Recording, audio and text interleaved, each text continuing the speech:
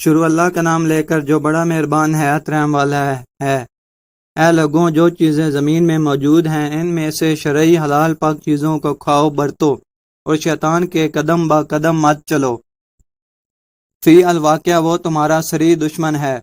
وہ تو تم کو انہی باتوں کی تعلیم کرے گا جو کہ شرعاً بری اور گندی ہیں، اور یہ بھی تعلیم کرے گا کہ اللہ کے ذمہ وہ باتیں لگاؤ کہ جس کی تم سند بھی نہیں رکھتے۔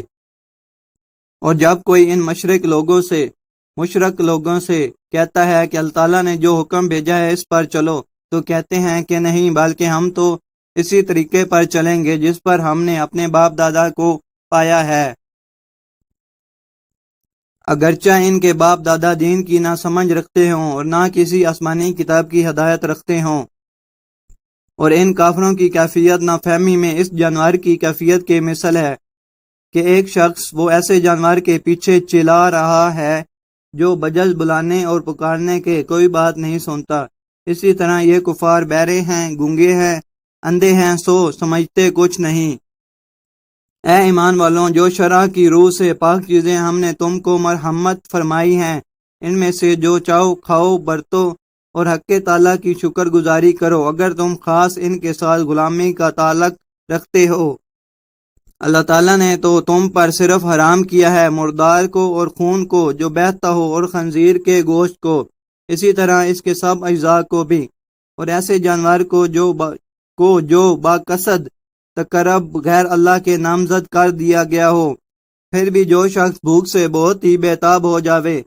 بشرط یہ کہ نہ تو طالب لذت ہو اور نہ قدر حاجت سے تجاوز کرنے والا ہو، تو اس شخص پر کچھ گناہ نہیں ہوتا۔ واقعی اللہ تعالیٰ ہیں بڑے غفور رحیم۔ اس میں کوئی شبہ نہیں کہ جو لوگ اللہ تعالیٰ کی بھیجی ہوئی کتاب کے مضامین کا اخفاء کرتے ہیں اور اس کے معاوضہ میں دنیا کی متاع قلیل وصول کرتے ہیں، ایسے لوگ اور کچھ نہیں اپنے شکم میں آگ کے انگارے بھر رہے ہیں، اور اللہ تعالیٰ ان سے نہ تو قیامت میں لطف کے ساتھ کلام کریں گے اور نہ گناہ معاف کر کے ان کی صفائی کریں گے، اور ان کو سزائے دردناک ہوگی۔ یہ ایسے لوگ ہیں جنہوں نے دنیا میں تو ہدایت چھوڑ کر ضلالت اختیار کی، اور آخرت میں مغفرت چھوڑ کر عذاب سر پر لیا، سو دوزخ کے لیے کیسے باہمت ہیں۔ یہ ساری مذکورہ سزائیں ان کو اس وجہ سے ہیں کہ حق تعالیٰ نے اس کتاب کو ٹھیک ٹھیک بھیجا تھا، اور جو لوگ ایسی کتاب میں بے راہی کریں وہ ظاہر ہے کہ بڑی دور کے خلاف میں ہوں گے۔